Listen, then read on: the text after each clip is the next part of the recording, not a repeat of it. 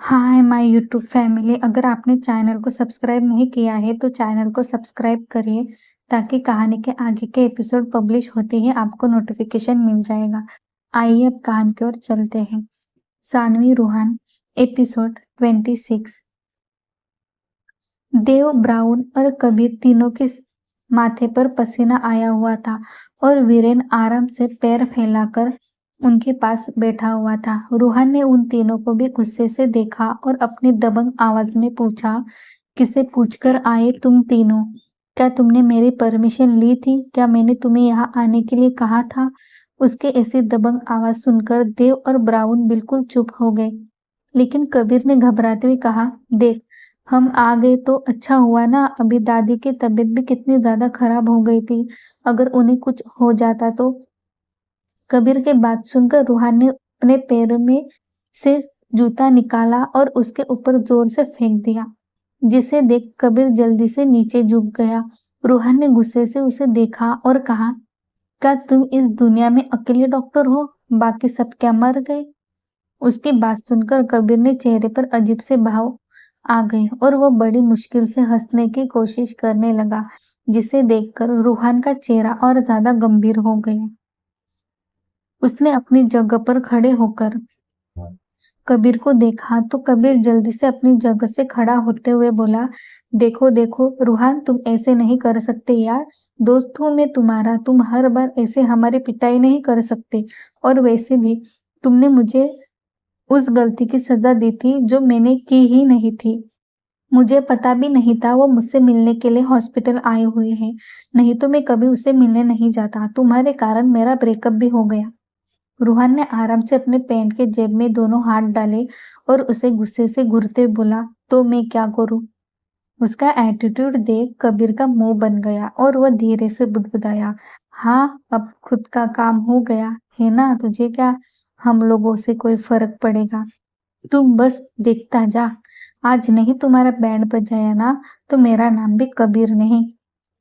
कहते हुए कबीर मन ही मन मुस्कुरा रहा था।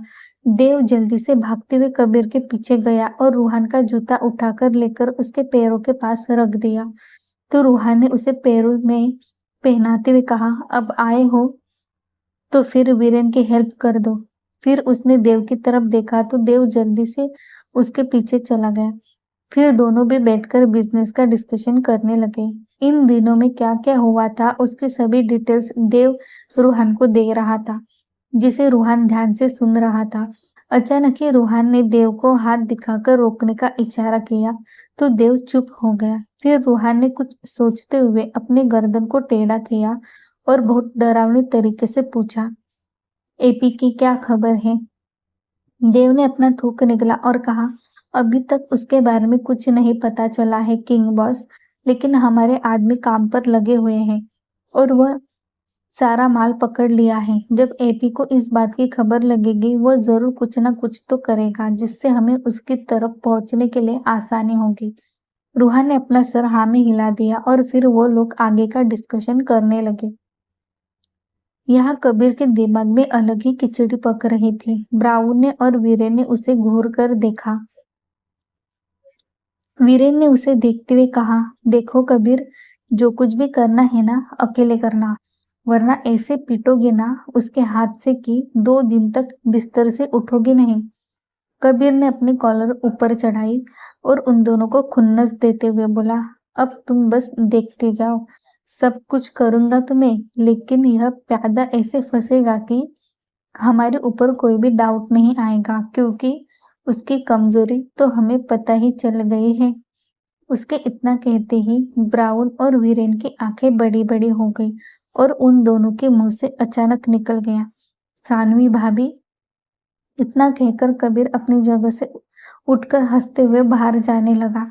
वहीं वीरेन ने उसके पीठ को देखा और फिर ब्राउन को देखते हुए बोला, ये सच में बुरी तरीके से मार खाने वाला है। ब्राउन ने भी उसके बात की सहमति जताई और फिर वो दोनों भी अपने काम पर लग गए। यहाँ रूहान के कमरे में सानवी कमरे में भागते हुए आई और उसने जोर से कमरे का दरवाजा लगा दिया और फिर वही दरवाजे से टिककर बैठ गई और अपना मुंह घुटनों में छुपाकर जोर जोर से रोने लगी और रोते हुए बोली, मैंने उन्हें फंसाने की कोशिश नहीं की है, कभी नहीं की है। वो तो खुद मेरे पास आते हैं। क्यों दादी, क्यों इतनी नफरत, क्यों मुझसे? बस कुछ ही महीनों की बात तो है, फिर तो मैं उनकी जिंदगी से हमेशा के लिए जाने वाली हूँ। बस कुछ महीनों की तो बात, फिर कभी उन्हें परेशान करने के लिए नहीं आऊंगी। फिर आप चाहे वैसे जी लीजिए, बस कुछ महीने। कहते हुए सानवी जोर जोर से रोने लगी। उसे बिल्कुल भी सहन नहीं हो रहा था। इस बात को सोच सोच कर ही उसे रूहान से दूर जाना पड़ेगा। वो वहीं बैठकर काफी देर तक रोती रही। तभी कमरे का दरवाजा नॉक हुआ, जिसके आवाज सुनकर सानवी ने जल्दी से अपने चेहरे को साफ किया और एक गहरी सांस लेकर कमरे का दरवाजा खोल दिया।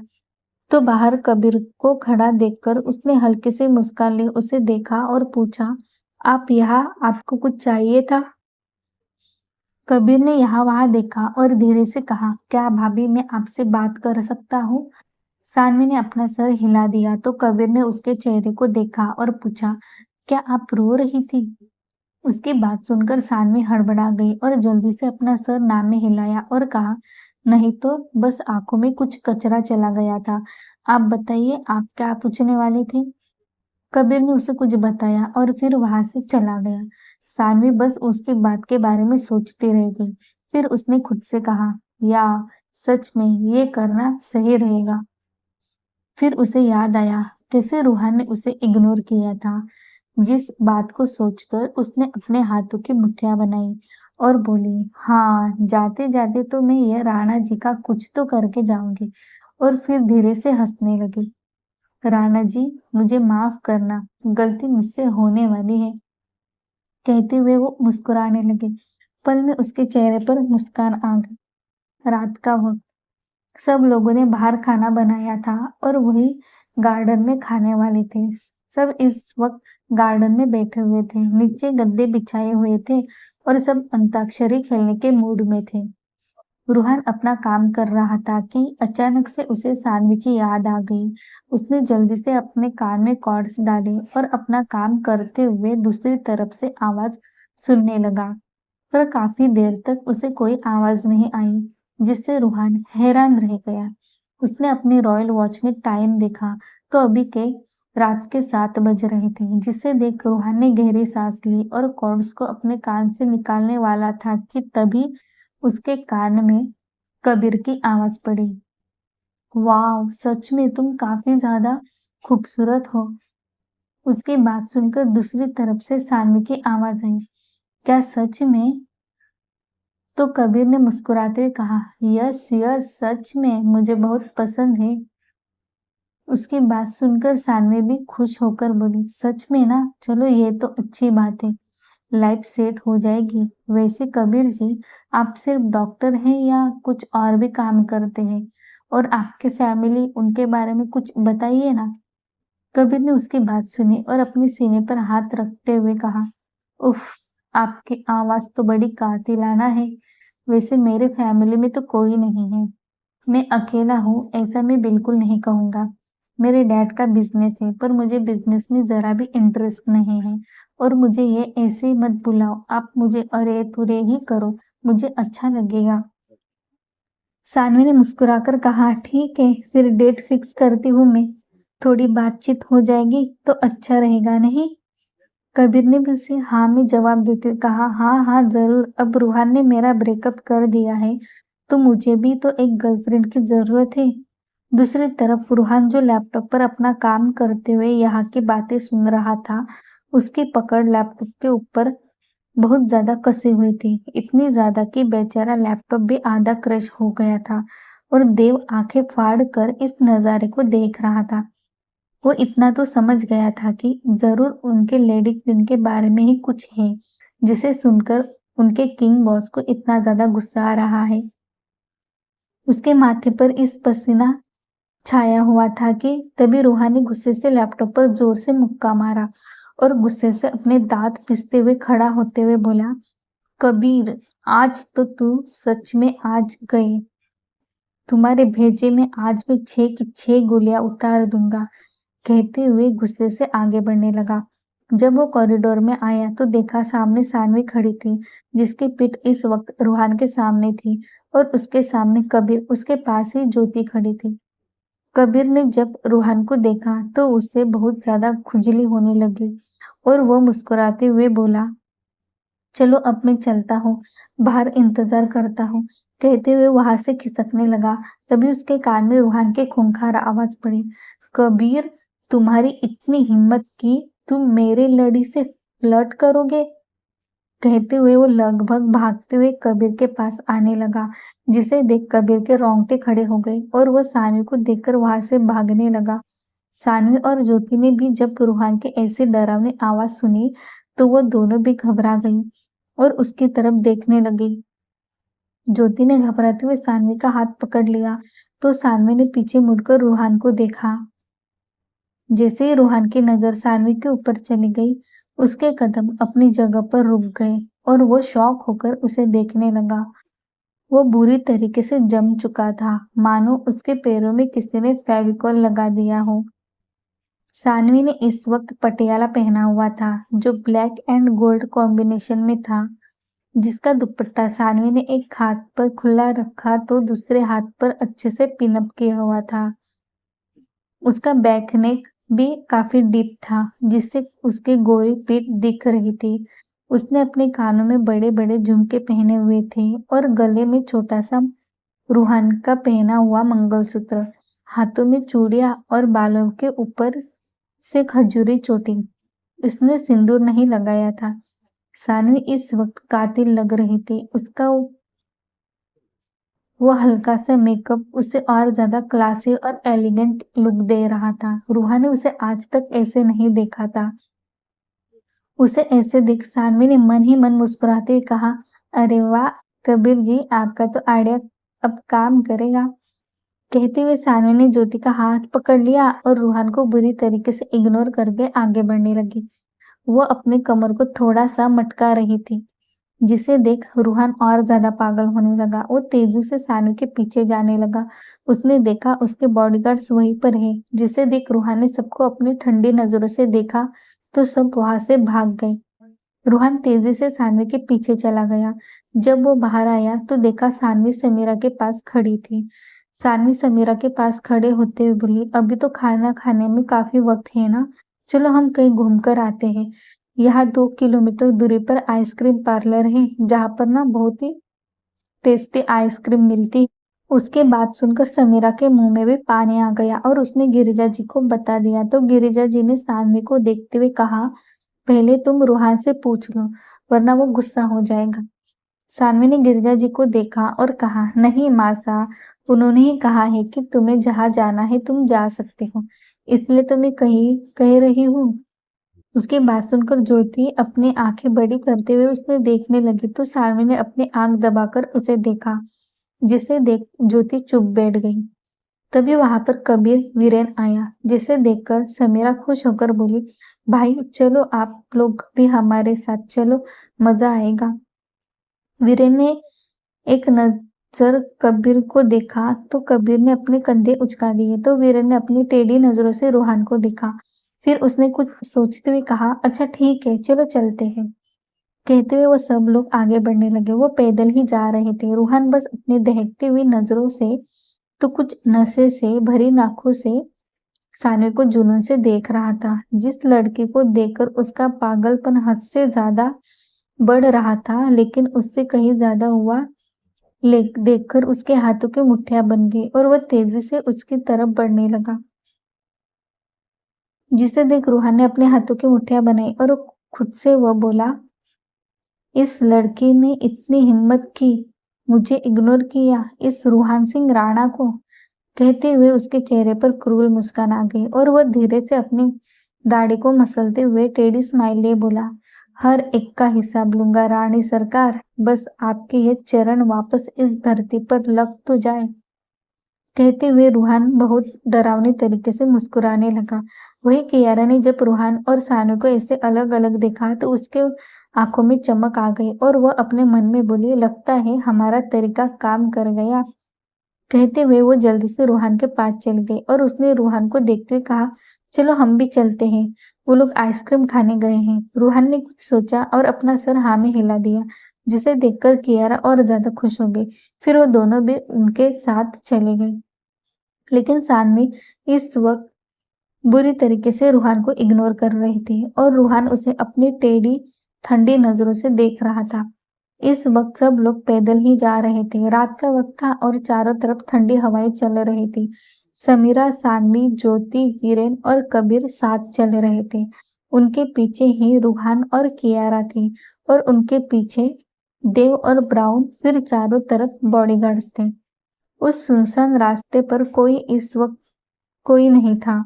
सब लोग मस्ती मजाक करते हुए आगे बढ़ रहे थे और उन सबको सानवी के साथ ऐसे देख रूहान का खून जल रहा था, पर सानवी उसे तो मुड़कर भी नहीं देख रही थी। कियारा ने रूहान को हाथ पकड़ना चाहा, पर रूहान ने उसे अपनी आंखें दिखाई तो वो थोड़ा सा डिस्टेंस रखकर उसके साथ चलने लगी। कियारा ने आगे देखते हुए कहा, वैसे Ruhaan, I am sorry, I know मैंने तुम्हारे साथ बहुत गलत किया। तुम्हें ऐसे शादी के दिन अकेले नहीं छोड़ना चाहिए था, बट मैं नहीं बता सकती उस दिन मेरे साथ। कियारा आगे कुछ कहती उससे पहले ही रूहान ने उसे अपना हाथ दिखाकर रोक दिया और अपनी काली गहरी ठंडी नजरों से सानवी के ऊपर ही रखते हुए अपनी खतरनाक आवाज में बोला, मुझे तुम्हारा कोई भी एक्सप्लेनेशन नहीं चाहिए। कहते हुए रूहान तेज कदमों के साथ चलते हुए सानवी के पीछे जाकर चलने लगा। सानवी को जैसे ही महसूस हुआ कि रूहान उसके पीछे ही है, वो थोड़ा सा घबरा गई, क्योंकि वो पिछले आधे घंटे से रूहान को इग्नोर कर रही थी और वो अब लगभग अपने डेस्टिनेशन पर पहुंच गए थे, जहां पर इस वक्त सभी यंग कपल्स का जमावड़ा लगा हुआ था। तो कहीं पर सिर्फ गर्ल्स ही खड़ी थी, तो कहीं पर सिर्फ लड़के ही खड़े थे और सब अपनी आइसक्रीम खाते हुए एंजॉय कर रहे थे। वो जगह ही इतनी खूबसूरत थी कि कोई वहां आने से खुद को रोक ही नहीं पाएगा। वो प्रतापगढ़ की एक ऐसी टेकड़ी पर आइसक्रीम पार्लर था, जिसके आसपास बहुत ही खूबसूरत नजारा था। रात का वक्त होने के कारण चारों तरफ चांदनी रोशनी फैली हुई थी और उस रोशनी में वहां का दूर तक फैला हुआ शहर, जहाँ की लाइट्स ऑन होने के कारण वह नजर और ज्यादा खूबसूरत लग रहा था। ऊपर से चलती हुई ठंडी ठंडी हवाएं। इस वक्त वहां जाकर सब लोग खुश थे। सानवी का तो मन कर रहा था कि रूहान का हाथ पकड़े और वहां पर घूमे, लेकिन मैडम गुस्सा थी, इसलिए चुपचाप वहां घूम रही थी। रूहान को भी वहां आकर काफी ज्यादा सुकून मिल रहा था। बहुत ज्यादा फ्रेशनेस थी वहां के हवा में। सब लोग आपस में खड़े होकर आइसक्रीम खा रहे थे। बस रूहान अकेला था जो आइसक्रीम नहीं खा रहा था। वो तो सानवी को भी रोकने वाला था, लेकिन उसके चेहरे पर छाई वो खुशी देखकर वो कुछ नहीं बोला। सानवी ने अपनी आइसक्रीम खत्म की और रेलिंग पर हाथ रखकर वहां पर अकेले खड़े होकर दूर दूर तक फैले उस रोशनी के जगमगाहट को देखने लगी। तभी रूहान उसके पास जाकर खड़ा हो गया और उसे रेलिंग से टिक कर सानवी के चेहरे को देखने लगा। तो सानवी ने अपनी नजरें झुका दी। रूहान ने अपनी ठंडी नजरों से उसे देखा और गुस्से से बोला, तुम्हारी हिम्मत की तो दाद देनी पड़ेगी मिसेस राणा। सानवी ने एक नजर उस पर डाली और कहा, मैं मिसेस राणा नहीं हूँ, मेरा नाम सानवी है। आप जा सकते हैं यहाँ से, मुझे डिस्टर्ब मत करिए, आपकी गर्लफ्रेंड्स आपका इंतजार कर रही हैं। कहते हुए सानवी वहां से जाने लगी तो रूहान ने उसका हाथ पकड़ लिया और सीधा अपनी तरफ खींच लिया, जिससे सानवी जाकर सीधा रूहान के सीने से टकरा गई और सानवी के सीने के उबार रूहान के सीने में धंस गए। रूहान ने अपने दोनों हाथ उसके कमर पर रखे और अपना चेहरा हल्का सा नीचे करके सानवी को देखने लगा। तो सानवी ने अपने सर को ऊपर उठाकर अपने आंखें छोटी करके रूहान को गुस्से से देखा और कहा, आप तो मेरे पीछे ही पड़ गए हैं, आप छोड़िए मुझे। उसकी बात सुनकर रूहान को काफी ज्यादा गुस्सा आया और उसने गुस्से से सानवी के होठों को अपने होठों के बीच लेकर उसे चूमते हुए उसके उभार को मसलने लगा। उसने एक हाथ सानवी के डीप गले के अंदर डाला और उसके सीने के मणि को दबाने लगा। रूहान के हरकत से सानवी एकदम से लाल हो गई। उसके मुंह से हल्की आहें निकलने लगी, जिसे देख रूहान के होठों के कोने ऊपर चढ़ गए।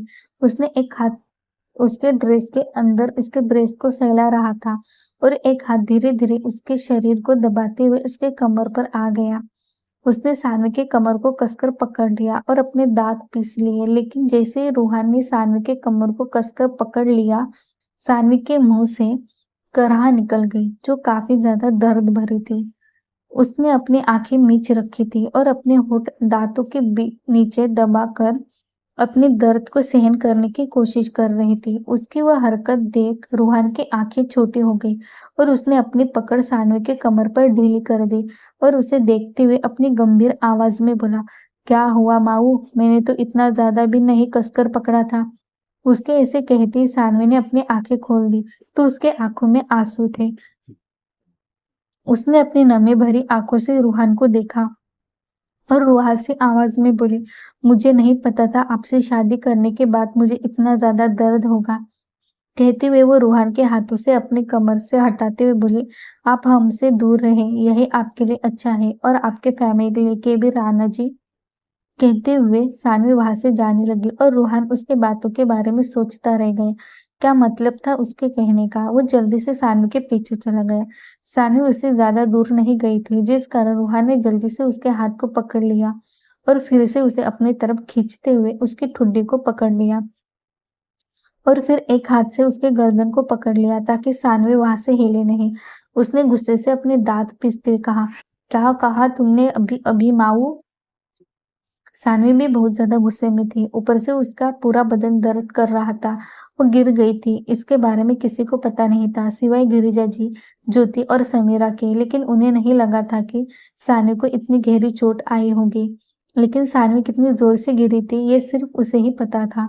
उसने गुस्से से रोहन से कहा, हमसे हमने सही कहा राणा जी, आपका परिवार नहीं चाहता कि हम आपके साथ रहें, इसलिए प्लीज हो सके तो हमसे दूर रहिए।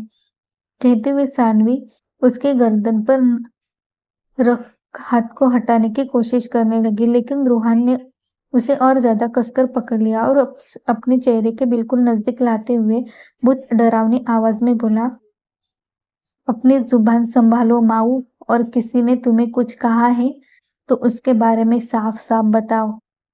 पर सानवी ने उसे बताने से मना कर दिया और चुपचाप वहीं पर खड़ी रही। उसे ऐसे देख रूहान को काफी ज्यादा गुस्सा आ रहा था। उसने सानवी को छोड़ दिया। जैसे ही सानवी को रूहान ने छोड़ा, सानवी तेज कदमों के साथ जाकर ज्योति और समीरा के पास खड़ी हो गई। वही ब्राउन और देव उसके कुछ दूरी पर ही खड़े थे। सानवी के जाते ही रूहान के पास आकर खड़े हो गए। देव ने घबराते हुए पूछा, किंग बॉस, सब कुछ ठीक तो है ना? रूहान ने अपने हाथों की मुट्ठियां कसकर बांध रखी थी। उसने अपने दांत पिसते हुए कहा, आज पूरे दिन में माओ के साथ क्या क्या हुआ है, मुझे हर एक बात की डिटेल्स चाहिए। एक भी बात छूटनी नहीं चाहिए देव, और मुझे 1 घंटे के अंदर सारी इंफॉर्मेशन चाहिए। देव ने घबराते हुए कहा, यस यस किंग बॉस, आज रात तक आपको सारी इंफॉर्मेशन मिल जाएगी। उसकी बात सुनकर रूहान ने कसकर उसके गर्दन को पकड़ लिया और अपने दांत पीसते हुए बोला, रात तक नहीं, खाना खत्म होते ही मुझे मेरी सारी डिटेल्स चाहिए, वरना।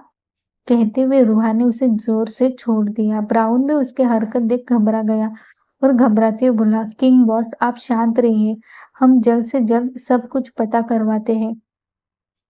ब्राउन की बात सुनकर रूहान के चेहरे पर जहरीली मुस्कान आ गई और उसने बुरी तरीके से अपनी दाढ़ी को मसल दिया।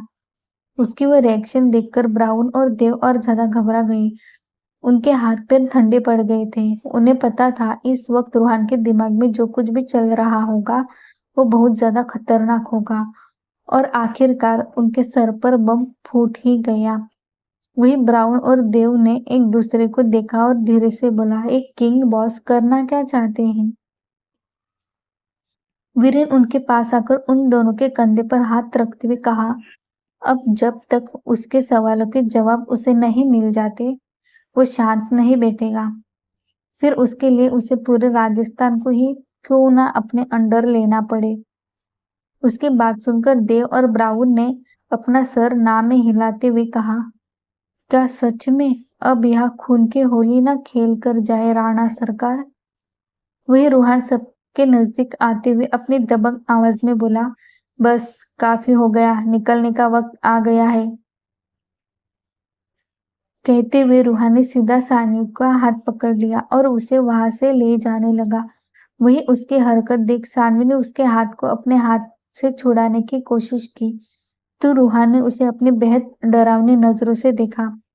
तो सानवी वहीं जम गई और उसने अपने हाथ को उसके हाथ से छुड़ाने के लिए जो स्ट्रगल कर रही थी, वो रोक दी और चुपचाप चलने लगी। लेकिन अब उसके कदम काफी ज्यादा धीरे चल रहे थे। आते वक्त उसे कुछ नहीं लगा, लेकिन अब काफी ज्यादा दर्द हो रहा था, जिसे वो सहन नहीं कर पा रही थी। वो अपने निचले होठों को दांतों के बीच दबाकर धीरे धीरे चल रही थी। रूहान की तिरछी नजरें उसी के ऊपर थी। जब उसने देखा कि सानवी को दर्द हो रहा है, उसने एक झटके में सानवी को गोद में उठा लिया। उसके पीछे आ रहे सभी लोग हैरान रह गए। वही सानू की भी आंखें हैरानी से बड़ी हो गई और वह घबराते हुए अपनी टूटी फूटी आवाज में हकलाते हुए बोली, आप ये क्या कर रहे हैं? सब लोग देख रहे हैं, हमें नीचे उतार दीजिए। रोहन ने उसे क्लूब दिया और कहा, अगर तुम्हारे मुंह से एक शब्द भी निकला ना माऊ, तो यही सबके सामने तुम्हें किस करूंगा। जैसे ही रूहा ने ये कहा, सानवी ने अपने होठों पर जल्दी से हाथ रख दिया और एक हाथ उसके गर्दन पर लपेट दिया और चुपचाप वैसे ही रही। उसे काफी अच्छा महसूस हो रहा था, लेकिन दर्द कुछ कम नहीं हुआ था। वही कियारा ने जब यह नजारा देखा तो वो मन ही मन गुर्राने लगी। उसे काफी ज्यादा गुस्सा आ रहा था सानू के ऊपर, लेकिन इस वक्त वो रूहान के साथ थी, इसलिए कुछ कर नहीं पा रही थी। कुछ वक्त बाद वो लोग विला पहुंच गए थे। सब लोग पैदल चलकर थक गए थे, इसलिए वहीं पर गार्डन में बैठ गए। कुछ देर बाद सब फ्रेश हो गए, लेकिन फिर सब लोगों ने खाना खा लिया। खाना खाने के बाद सब लोग वही गार्डन में बैठ गए और अब सब लोग अंताक्षरी खेलने वाले थे।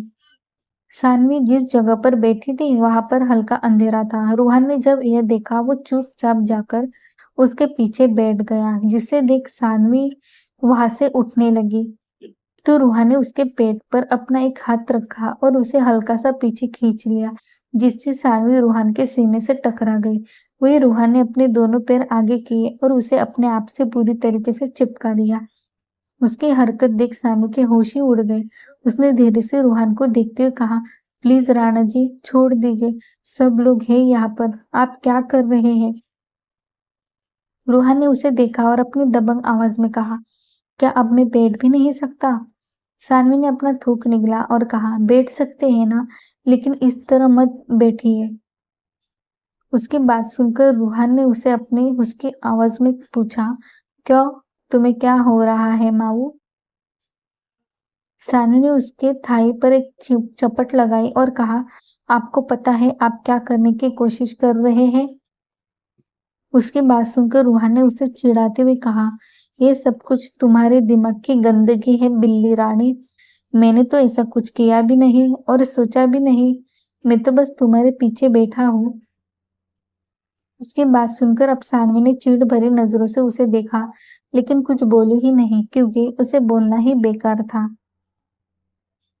कहकर सानवी सामने देखने लगी। वो सभी जगह पर हल्का हल्का अंधेरा था, ज्यादा उजेला तो बिल्कुल भी नहीं था। रात का वक्त था और वो लोग जहां पर बैठे थे वहां पर काफी कम लाइट पड़ रही थी और सानवी तो जानबूझकर अंधेरे में बैठी थी ताकि उसे कोई देख ना ले, खास करके दुर्गा देवी और कियारा।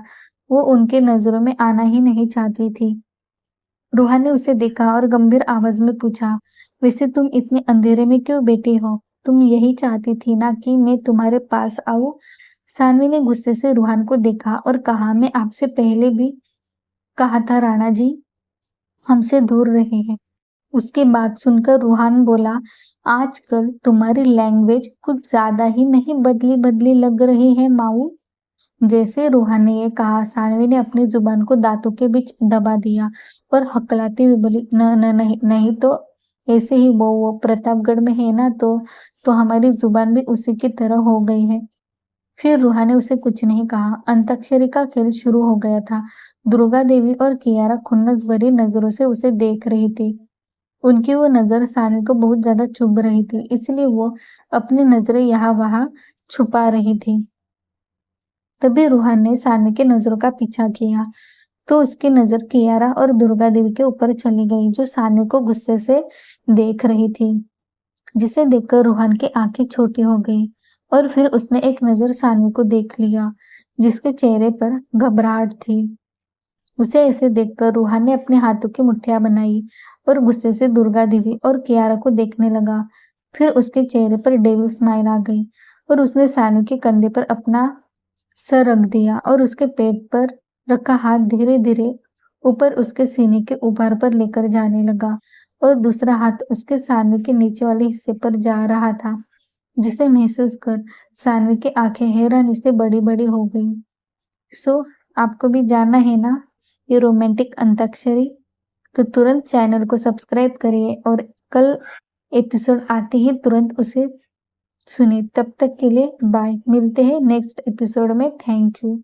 कहानी के आगे के एपिसोड सुनने के लिए चैनल को सब्सक्राइब करें और बेल आइकन को प्रेस करना ना भूलें। तब तक के लिए बाय बाय।